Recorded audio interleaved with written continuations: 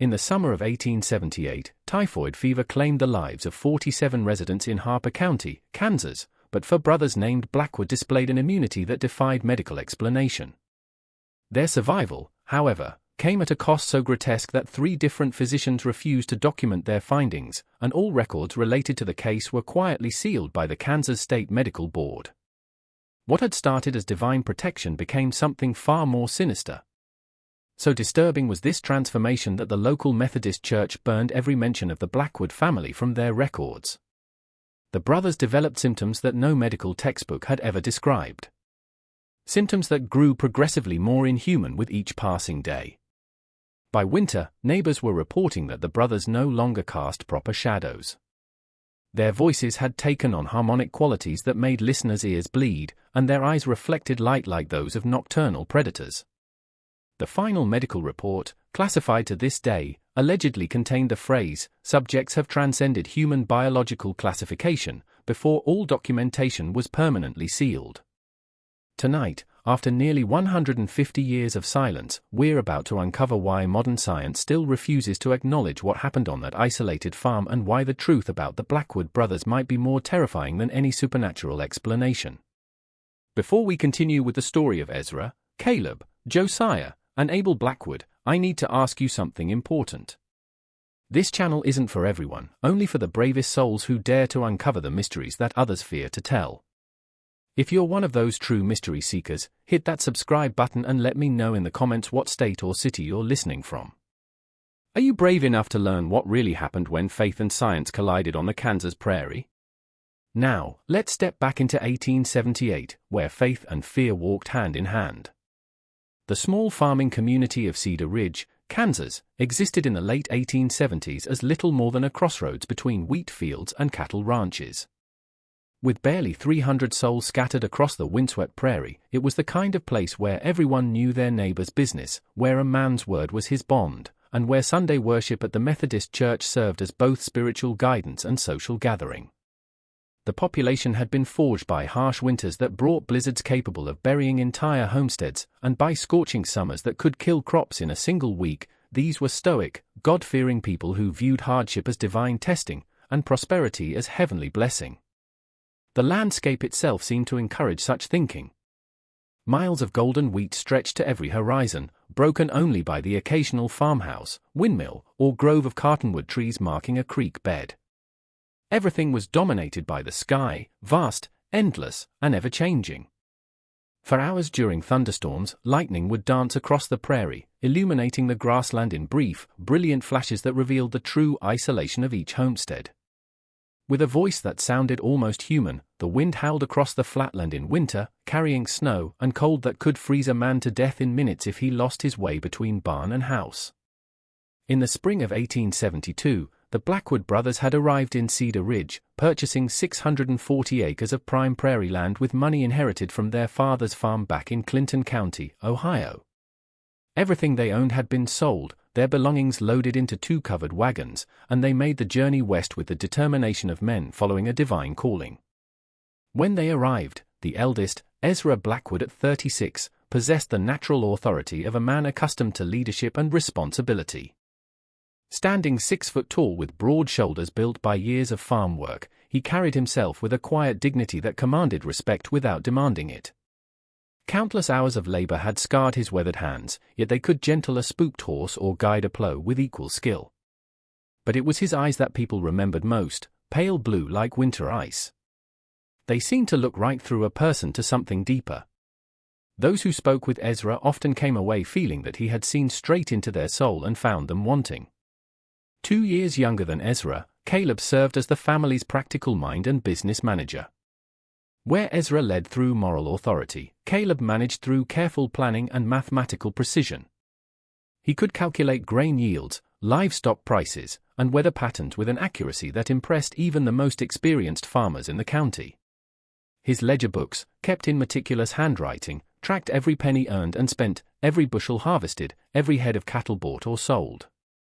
But beneath his practical exterior burned the same intense faith that motivated all the brothers. In the perfect geometry of a wheat field, in the precise timing of rainfall, in the mathematical harmony that governed the natural world, Caleb saw God's hand in everything. Of the four, the third brother, Josiah at 31, had received the most formal education. He had attended Ohio Wesleyan University for 2 years before their father's death called him back to the family farm. During those years, he had studied not only theology, but also medicine, philosophy, and natural sciences. Carefully transported to Kansas in a specially built crate, his personal library contained over 200 volumes covering subjects from biblical commentary to human anatomy. More a scholar's study than a farmer's quarters, Josiah's room in the farmhouse had books stacked on every available surface, with papers covered with his careful notes filling wooden boxes beneath his bed. The youngest at 25, Abel burned with a religious fervor that sometimes concerned even his faith-driven siblings. Where the older brothers approached their devotion with scholarly depth or practical application, Abel's faith was pure emotion and absolute surrender. He spent hours each day in prayer, often weeping with the intensity of his communion with the divine. Regularly he fasted, sometimes going days without food, while claiming that prayer and scripture provided all the sustenance he needed. His fellow church members back in Ohio had called him touched by the Spirit.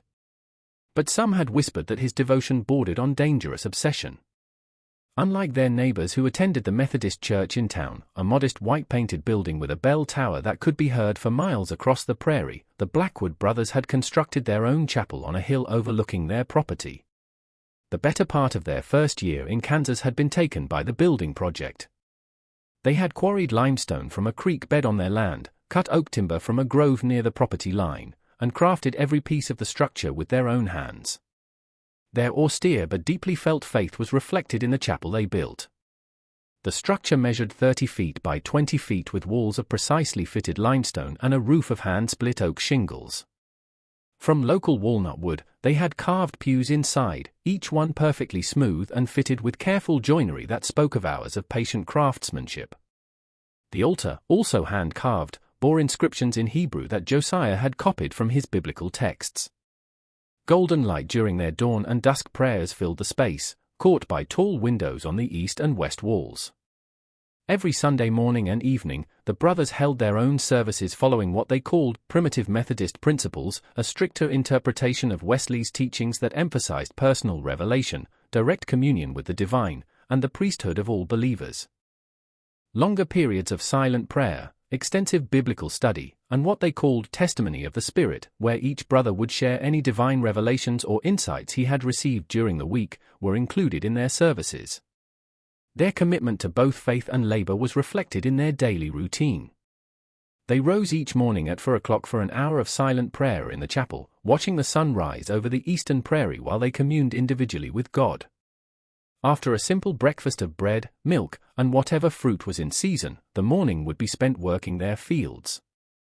The afternoon hours were devoted to animal care, equipment maintenance, and the countless tasks required to keep a farm operational. But evening was always reserved for spiritual pursuits, Bible study, theological discussion, and group prayer that often lasted until well after midnight. As bachelors, the brothers lived, dedicating themselves entirely to their faith and their land, though this decision had not been without cost. Their utilitarian approach to life and their deep religious commitment was reflected in their farmhouse, a sturdy 2-story structure they had built during their second year in Kansas. Biblical verses carved into wooden plaques were displayed on the walls, each one selected for its relevance to daily farm life and spiritual growth. Every room contained at least one well-worn Bible, and several had additional religious texts that Josiah had determined were worthy of regular study. By the summer of 1878, the Blackwood farm had become a model of agricultural success and spiritual dedication. Their wheat fields stretched golden across the prairie, their cattle grazed contentedly on healthy grassland, their silo bulged with grain, and their chapel stood as a testament to their unwavering faith. Everything they had hoped for when they left Ohio 6 years earlier had been achieved by the brothers: prosperity, independence, and the freedom to worship according to their deepest convictions. Though many found their intensity unsettling and their isolation from community life puzzling, the brothers were respected by their neighbors in Cedar Ridge. The brothers were known for their honesty in business dealings, their willingness to help neighbors in times of crisis, and their reputation for hard work and fair treatment of the occasional hired hands they employed during harvest season. But they were also known for their unwillingness to participate in social gatherings, their refusal to engage in casual conversations, and their habit of evaluating everyone they met with those penetrating blue eyes that seemed to see straight through to a person's soul. With military precision, the brothers came to town for supplies every 2 weeks, moving with quiet purpose and speaking only when necessary. They would arrive at the general store with a carefully prepared list, conduct their business with polite efficiency, and depart without engaging in the social pleasantries that other farmers enjoyed. In fascination, children often stared at the four-identical beards, perfectly trimmed and coal-black, that gave the brothers an almost biblical appearance. On July 15, 1878, the first case of typhoid fever appeared in Cedar Ridge. Mrs. Sarah Hartman, who ran the general store with her husband, Benjamin, was struck with the sudden violence that characterized the most virulent strains of the disease. She had seemed perfectly healthy when she opened the store that morning, greeting customers with her usual cheerful demeanor and discussing the promising prospects for the wheat harvest. But by afternoon she was burning with fever, her skin covered with the characteristic rose-colored spots that experienced physicians recognized as the mark of typhoid. From his rounds at the Henderson farm, Dr. Samuel Morrison, the county's only physician, had been summoned, where he had been delivering a breech birth that had taken most of the day. He arrived at the Hartman store to find Sarah delirious with fever, her temperature so high that it barely registered on his clinical thermometer. Benjamin, her husband, a normally calm and practical man, was pacing the store like a caged animal, wringing his hands and begging Dr. Morrison to do something, anything, to save his wife of 23 years. "Doc, she was fine this morning," Benjamin kept repeating, his voice cracking with desperation. "Fine as she's ever been." Served breakfast to the Henderson boys when they came for supplies. Laughed at something young Tommy said about his new foal. How does a person go from healthy to this in the space of a few hours? During his medical training in Philadelphia, Dr. Morrison had seen typhoid before, but nothing quite like this. Typically, the disease developed over days or weeks, giving physicians time to attempt treatment and families time to prepare for the likely outcome. But Sarah Hartman's case seemed to have compressed the entire progression of the disease into a single devastating day. Higher than he had ever recorded in a living patient was her fever. Her delirium was complete and violent, and the rose-colored spots covered not just her chest, but her entire body in patterns that seemed almost deliberate in their symmetry. Despite Dr. Morrison's best efforts, cold compresses, laudanum for the pain, and careful monitoring of her vital signs, Sarah Hartman died just after midnight on July 16. But her case remained deeply troubling, even in death. Far too quickly, the rigidity of her body set in. Her skin took on a waxy pallor that suggested preservation rather than normal decomposition, and her eyes, which Dr. Morrison had closed according to proper procedure, kept opening again no matter how many times he pressed the lids shut. Within 24 hours of Sarah's death, 3 more cases appeared in Cedar Ridge. The victims seemed to have nothing in common except their use of water from the town's main well, a source that had provided clean, sweet water for the community since its founding. But when Dr. Morrison examined the well, he found evidence of contamination from runoff that had somehow breached the carefully constructed stone lining. The second victim was old Heinrich Zimmermann, a German immigrant who had farmed the same section of land for 15 years. The same devastating pattern as Sarah's was followed by Heinrich's case. Perfect health in the morning, raging fever by afternoon, and death before dawn. But something that Dr. Morrison had never encountered marked Heinrich's final hours. The old farmer spoke in languages that no one in the community recognized, using words and phrases that sounded ancient and somehow threatening. The third and fourth victims were the Patterson twins, Emma and Ellen, 2 16-year-old girls who had been among the most promising students in the county's single schoolhouse. Their deaths were particularly heartbreaking because they occurred simultaneously, as if the disease had coordinated its attack to claim both girls at exactly the same moment. Their father, James Patterson, later told Dr. Morrison that in their final delirium, the twins had spoken in perfect unison, reciting what sounded like prayers in a language that resembled Latin, but contained sounds that human throats should not have been able to produce.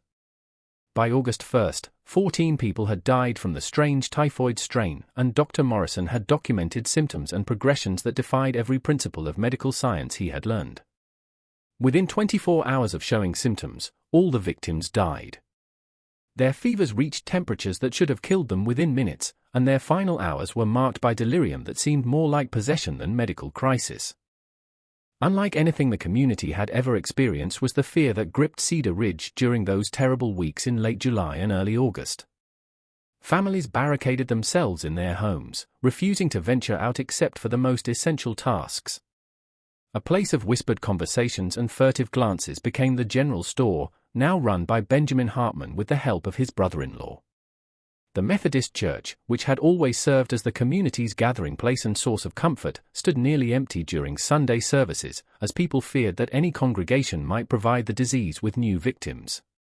Dr. Morrison had ordered the contaminated well sealed and advised all residents to boil their water. But the disease continued to spread with a pattern that suggested something more than simple contamination. According to some logic that had nothing to do with their exposure to the well water or their proximity to previous cases, the victims seemed to be chosen. Some families lost every member while neighboring households remained completely healthy. It was against this backdrop of terror and confusion that the Blackwood brothers made their fateful decision to involve themselves in the crisis. During the early weeks of the epidemic, the brothers had remained isolated on their farm, following their usual practice of avoiding unnecessary contact with the town and its residents. But on August 10, Josiah announced to his brothers that he had received what he believed was a divine revelation calling them to action. "I have prayed for guidance," Josiah told his brothers as they gathered for their evening meal. "And the Lord has shown me that this pestilence is a test not just of the community's faith, but of our own worthiness to serve as his instruments. We have been preserved from the disease not for our own safety but so that we might demonstrate the power of true faith in the face of ultimate trial." Once made, the decision was implemented with the same methodical precision that characterized everything the brothers did. On August 11, Josiah traveled to town to offer their assistance to Dr. Morrison and to volunteer their services in caring for the sick. But his real purpose, which he revealed only to his brothers, was to place himself in direct contact with the disease, to invite it to test his faith and prove his worthiness as an instrument of divine will. Josiah's first stop was the home of Thomas Fletcher, the local blacksmith, whose 8-year-old son, Timothy, had fallen ill the previous night. The boy was burning with fever, his small body racked with convulsions that his parents were powerless to stop. When Josiah arrived, he found the Fletcher family gathered around Timothy's bed, praying desperately for divine intervention. What happened next would be remembered differently by everyone who witnessed it, but all agreed that Josiah's actions were both deeply moving and somehow disturbing. The youngest Blackwood brother knelt beside Timothy's bed and placed his hands on the boy's fever-hot forehead. But instead of offering a conventional prayer for the child's recovery, Josiah spoke words that would haunt everyone present. "Lord God," Josiah prayed, his voice carrying across the small bedroom with unusual resonance. "If this child must suffer for reasons known only to your divine wisdom, then let that suffering pass through me and my brothers. Let us bear what he cannot bear, experience what he should not experience, and become whatever we must become to serve your mysterious purposes. Take this innocent life and spare it through our willing sacrifice." As Josiah spoke, his hand seemed to grow warm against Timothy's forehead, and the boy's convulsions gradually subsided. The fever that had been consuming the child's small body began to break, and for the first time in hours, Timothy Fletcher opened his eyes and spoke in his normal voice, asking for water and complaining of hunger. So dramatic and sudden was the transformation that Thomas Fletcher fell to his knees, praising God for the miracle that had saved his son. But those who watched Josiah during those crucial minutes noticed changes that were far more subtle, but somehow more disturbing than Timothy's recovery. As the boy's fever broke, Josiah's own skin had taken on a flush that suggested his body temperature was rising. His eyes, normally the same pale blue that characterized all the Blackwood brothers, began to show flecks of gold that seemed to move and shift like liquid metal. When Josiah finally stood up from Timothy's bedside, he moved with the careful precision of a man who was fighting to maintain control over his own body. Dr. Morrison, who had been summoned to witness what the Fletchers were calling a miracle, examined both Timothy and Josiah with growing confusion and concern. The boy showed no trace of typhoid fever, but Josiah displayed early symptoms that were already progressing far more rapidly than should have been medically possible. Over the following 2 days, Josiah visited every household that had been touched by the epidemic, offering prayers and spiritual comfort to the bereaved families. At each stop, he repeated the same ritual, placing his hands on the heads of the sick and praying for their suffering to be transferred to himself and his brothers. The results were remarkable and terrifying in equal measure. In household after household, fever-stricken victims experienced sudden and complete recoveries. But with each healing, Josiah's own condition deteriorated more rapidly. By August 13, when he finally returned to the Blackwood farm, Josiah was burning with fever and displaying symptoms that no medical textbook had ever described. But his continued insistence that everything was proceeding according to divine plan was the most disturbing aspect. Even as his fever climbed to temperatures that should have killed him, he spoke with perfect clarity about the sacred nature of his transformation. "This is not sickness," he told his increasingly concerned brothers, "this is purification. The Lord is burning away everything in me that is merely human so that what remains will be worthy of the eternal work he has planned for us." Within hours, all four Blackwood brothers had begun displaying the same symptoms that had transformed Josiah. But their collective transformation would prove to be even more disturbing than anyone could have imagined. Dr. Morrison's first examination of the Blackwood brothers on August 18, 1878, would become the most significant and troubling case of his medical career. The August heat was oppressive as Dr. Morrison guided his horse cart up the winding dirt road that led to the Blackwood farm. The prairie grass on either side of the path had turned brown from weeks without rain, and the air shimmered with heat waves that made the distant farmhouse seem to float like a mirage. But as he approached the property, Morrison noticed details that struck him as oddly out of place. The brothers' wheat fields, which should have been suffering from the drought like every other farm in the county, stood tall and green as if they had been receiving regular rainfall. The cattle in the pastures appeared healthy and well-fed, despite the fact that grazing had become difficult throughout the region. When Morrison knocked on the farmhouse door, it was opened by Ezra. But the eldest brother's appearance immediately struck the doctor as profoundly wrong. A translucent quality had been taken on by Ezra's skin, revealing the network of blood vessels beneath. But the blood that flowed through those vessels was not the normal red of human circulation. Instead, it possessed a golden luminescence that seemed to pulse with its own internal rhythm. "Dr. Morrison," Ezra said, and his voice carried the authority Morrison remembered, but it was amplified and enriched with harmonic overtones that made every word seem to resonate directly in the listener's chest cavity. "We have been expecting you. Our transformation is nearly complete, and we require your witness to ensure that others will understand what has occurred here." In the main room of the farmhouse, Morrison found the four brothers arranged. Their bodies were positioned with mathematical precision that suggested careful planning rather than random placement. They were alive, their chests rose and fell with breathing, their eyes tracked Morrison's movement, but they had been transformed in ways that challenged his understanding of human physiology. "Impossible," Morrison wrote in his private journal that night, "are there vital signs?" Ezra's temperature registered 107 degrees, yet he sits upright and speaks with perfect clarity. "Caleb's pulse is so slow I can barely detect it. Yet, he moves with normal energy. Josiah's breathing has changed. He seems to inhale and exhale only once every few minutes, but shows no signs of oxygen deprivation. Abel's skin temperature is actually lower than normal despite his obvious fever symptoms." Positioned to Ezra's right, Caleb had undergone changes that were equally dramatic but different in their specific manifestation. The characteristic rose-colored spots of typhoid fever covered his entire body. But instead of the random pattern typical of the disease, they had arranged themselves into complex geometric designs that resembled mathematical equations written in flesh and blood. As Morrison watched in fascination and horror, the pattern slowly shifted and changed as if Caleb's skin had become a living blackboard. "The calculations are becoming clear," Caleb said, his voice joining Ezra's in perfect harmony despite the fact that they were speaking simultaneously. "The relationship between matter and spirit, between time and eternity, between human limitation and divine potential. We are becoming the proof of theorems that human mathematics has only begun to glimpse." Along lines that reflected his scholarly nature and deep theological knowledge, Josiah's transformation had progressed.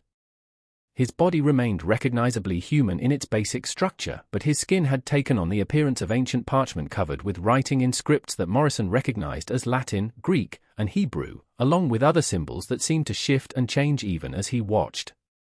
When Josiah spoke, his words came in a voice that no longer sounded entirely human. The sound seemed to originate from multiple points around the room simultaneously, creating an effect that made Morrison feel as if he were being addressed by a choir of invisible speakers. "Doctor, we have discovered truths that your medical science cannot accommodate. We are documenting these revelations so that future generations might understand the process of divine transformation." Of all, Abel, the youngest brother, had undergone the most visually striking transformation. A soft phosphorescent glow was emanated by his entire body, providing illumination for the room's interior.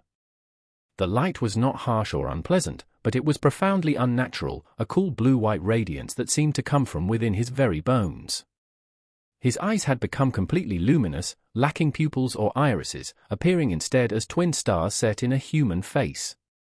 "We no longer require food as sustenance," Abel said, his words somehow reaching Morrison's ears from both inside the room and from what seemed like a great distance. "We draw our energy directly from sources that human science has not yet discovered.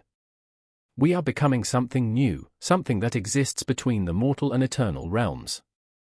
Resistance from the brothers themselves was met by Morrison's attempts to document his findings. They claimed that their condition was a divine gift, a sign that God had chosen them for a special purpose. They spoke of being refined by holy fire and transformed into vessels worthy of the Lord's work. But something far different was told to Dr. Morrison by his medical training. The brothers' symptoms resembled no known disease, and their collective transformation suggested either mass hysteria or something more sinister. He began to suspect that they had been exposed to some unknown toxin, possibly from their well water or from contaminated grain in their silo. Mixed and increasingly tense was the community's reaction to the brothers' condition. Some residents, led by Reverend Marcus Thorne of the Methodist Church, viewed their survival as miraculous. They began making pilgrimages to the Blackwood farm, hoping to witness divine intervention firsthand. Others, particularly those who had lost family members to the epidemic, found the brothers' transformation disturbing and unnatural. "It ain't right," muttered Jacob Steinberg, who had buried his wife and 2 children in the space of a week. "Why should they be spared when good Christian folk are dying? And look at them. That ain't no blessing I can see. There's something wrong with those boys. Something that makes my skin crawl just looking at them." The community's unease was only intensified by the brothers' behavior during this period. They continued to work their fields despite their condition, moving with an eerie coordination that suggested they were communicating without words.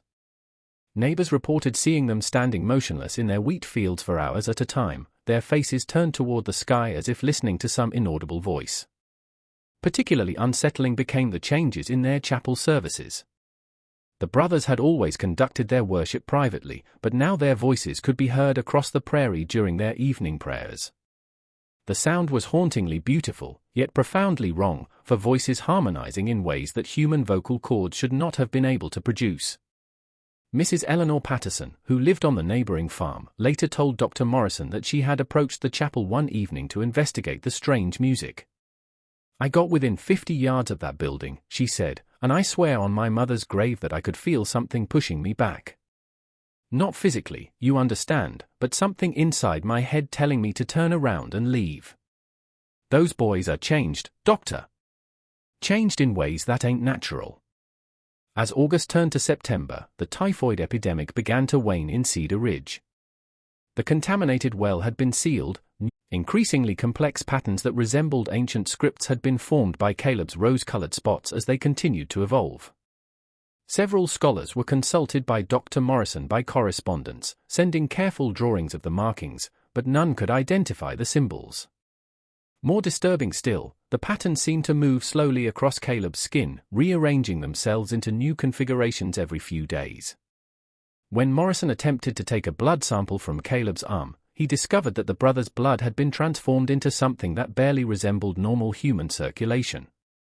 The substance that flowed from the small puncture wound was thicker than blood, golden in color, and seemed to move with deliberate purpose rather than responding to gravity and pressure. "Our circulation has been redesigned," Caleb explained, watching Morrison's growing confusion with what might have been amusement. "The fluid that sustains us now carries not just oxygen and nutrients, but information and energy from sources that transcend physical matter. Completely inhuman had Josiah's voice become. When he spoke, the sound came from everywhere and nowhere at once, as if the very air around him was vibrating with his words. Dr. Morrison noted that conversations with Josiah left him feeling dizzy and disoriented, and he began to suspect that the brother's speech was somehow affecting his brain chemistry. Static decorations were not the texts that covered Josiah's skin, they were actively being written by some invisible force. As Morrison watched, new words appeared along Josiah's arms and chest, forming sentences and paragraphs in real time. The content seemed to be a running commentary on Morrison's examination, describing his thoughts and reactions with accuracy that suggested the brother could read his mind. "We are becoming books," Josiah said, his multidirectional voice making Morrison's head spin with vertigo. "Living repositories of knowledge that spans both human learning and divine revelation. The transformation is encoding information directly into our physical substance." Stronger had Abel's phosphorescence grown, allowing him to illuminate entire rooms with the pale glow emanating from his skin. But more unsettling was his apparent ability to sense things that should have been beyond human perception.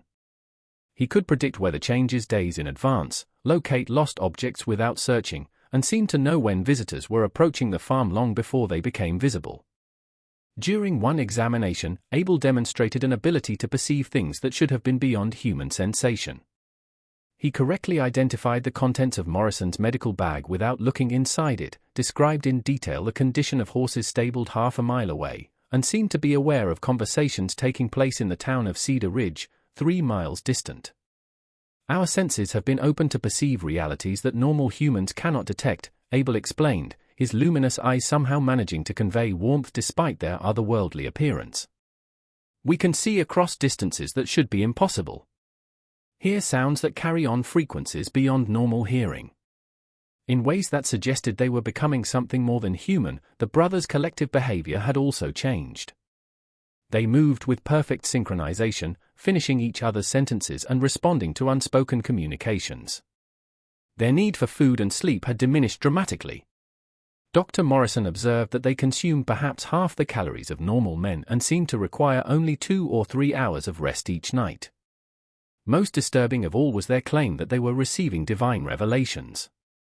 The brothers spoke of visions showing them the future of their community, prophesied about coming disasters, and instructions for preparing their neighbors for some unnamed catastrophe. They began writing these revelations in a leather-bound journal using a script that resembled no known language. Gradually, the community's initial curiosity about the brothers' condition gave way to fear and suspicion. Children were forbidden from playing near the Blackwood property, and adults crossed themselves when they saw the brothers in town. The Methodist Church, which had initially celebrated their survival as a miracle, began to distance itself from the family. Reverend Thorne, who had once praised the brothers' faith, now spoke of them with barely concealed unease. "I fear," he confided to Dr. Morrison, "that in their zeal to serve the Lord, they may have opened themselves to influences that are not entirely heavenly. There is something in their eyes now, something that looks back at you with knowledge that no mortal man should possess." By October 1878, the situation at the Blackwood farm had become untenable. The brothers' transformation had progressed to the point where they could no longer be considered entirely human. Yet, they remained lucid and articulate about their condition. They spoke of being purified vessels chosen by God to serve as intermediaries between the divine and mortal realms. Increasingly frantic had become Dr. Morrison's documentation of their condition. His journal entries revealed a man struggling to maintain his scientific rationalism in the face of phenomena that defied explanation. He had begun corresponding with medical colleagues in Kansas City and Chicago, seeking advice on the case, but their responses only deepened his frustration. "No physician I've consulted has ever encountered anything resembling the Blackwood brothers' condition," he wrote. "Their symptoms are physiologically impossible. Yet I observe them with my own eyes. I begin to wonder if I am losing my mind or if there are aspects of human biology that our medical science has yet to discover." On October 15, the breaking point came when young Sarah Preston, the daughter of a local farmer, disappeared while playing near the Blackwood property. Her parents found her 3 hours later sitting in the brothers' chapel with a serene expression on her face. She claimed that the brothers had told her wonderful secrets about heaven and had shown her visions of angels. But when Dr. Morrison examined the child, he found that her temperature had risen to 103 degrees and her eyes had begun to take on the same golden hue that characterized Ezra's condition. Terrified that their daughter had been infected with whatever had changed the brothers, the girl's parents demanded that Dr. Morrison intervene. "You have to stop this," Sarah's father, Thomas Preston, pleaded. "Those men, or whatever they've become, they're spreading their curse to our children. My little girl keeps talking about joining them in their holy work. She says they've shown her things that number 7-year-old should know about." That she had indeed been affected by her contact with the brothers was revealed by Dr. Morrison's examination of Sarah. Her fever was unlike typhoid or any other disease he recognized, and her behavior had changed dramatically. She spoke with wisdom beyond her years, demonstrated knowledge of medical and theological concepts she couldn't possibly have learned, and seemed to glow with the same phosphorescence that characterized Abel. Faced with the possibility that the brother's condition might be contagious, Dr. Morrison made a decision that would haunt him for the rest of his life. He contacted the Kansas State Medical Board and the Regional Health Authority requesting immediate intervention. But when officials arrived to investigate, they found the case so disturbing that they chose to suppress it rather than study it. 3 days at the Blackwood farm in late October were spent by Dr. James Patterson, the state medical examiner. His official report, sealed by the state board, allegedly contained observations that were incompatible with current medical understanding and potentially damaging to public health and safety. The report was classified and remains sealed to this day. But the true extent of his horror was revealed by Patterson's private letters to his wife, discovered years later. "I have seen things," he wrote, "that challenge not only our understanding of disease and human physiology, but the very nature of life itself. The Blackwood brothers are no longer entirely human, yet they are not dead. They exist in some intermediate state that our science cannot explain and dare not acknowledge." When several families reported that their children had begun disappearing from their beds at night, only to be found hours later, standing in the field surrounding the Blackwood chapel, the community's growing unease about the brothers' continued presence came to a head. The children had no memory of how they had gotten there, but they returned with knowledge and abilities that their parents found deeply disturbing. Just when we thought we'd seen it all, the horror in Cedar Ridge intensifies. If this story is giving you chills, share this video with a friend who loves dark mysteries. Hit that like button to support our content, and don't forget to subscribe to never miss stories like this. Let's discover together what happens next. On October 25, Mayor William Harrison convened a town meeting to address what many residents viewed as a crisis requiring immediate intervention. The meeting was attended by nearly every adult in Cedar Ridge, and the discussions revealed a community deeply divided between those who viewed the brothers as blessed healers and those who saw them as dangerous influences. Called upon to provide a medical assessment was Dr. Morrison, but his testimony only deepened the community's confusion and fear. He described the brothers' condition as unlike anything in medical literature, acknowledged that their influence appeared to be spreading to other residents, and admitted that conventional medicine had no treatment to offer. "I have observed physiological changes in the Blackwood brothers that challenge our fundamental understanding of human biology," Morrison told the assembled crowd. "Their vital signs are consistently abnormal, yet they show no signs of illness. Their capabilities exceed normal human limitations, yet they maintain lucid consciousness. I cannot classify their condition as a disease because they are not suffering. I cannot call it an improvement because it represents a fundamental alteration of human nature." A decision that would have profound consequences concluded the meeting. A committee of community leaders was formed to visit the Blackwood farm and demand that the brothers either reverse the changes they had undergone or leave Cedar Ridge permanently. The committee would include Mayor Harrison, Reverend Thorne, Thomas Preston, and Dr. Morrison, and they would deliver an ultimatum requiring the brothers to respond within 1 week. On November 1, 1878, under a grey sky that seemed to press down upon the prairie with the weight of impending winter, the delegation from Cedar Ridge arrived at the Blackwood farm. Dr. Morrison rode alongside Mayor Harrison, Reverend Thorne, and Thomas Preston, each man lost in his own thoughts about the confrontation that awaited them. From a distance, the farmhouse and outbuildings appeared normal, but as the delegation drew closer, details emerged that confirmed Morrison's growing conviction that the Blackwood property had become something beyond conventional classification. The wheat fields, which should have been harvested weeks earlier, stood tall and golden despite the approaching winter. The cattle in the pastures moved with an unnatural coordination, grazing in precise patterns that formed geometric shapes when viewed from the elevation of the road. Most unsettling of all was the chapel on the hill. The limestone structure seemed to pulse with a faint luminescence that was visible even in daylight, and the sound of voices could be heard emanating from within, not the familiar harmonies of Methodist hymns, but something far more complex and otherworldly.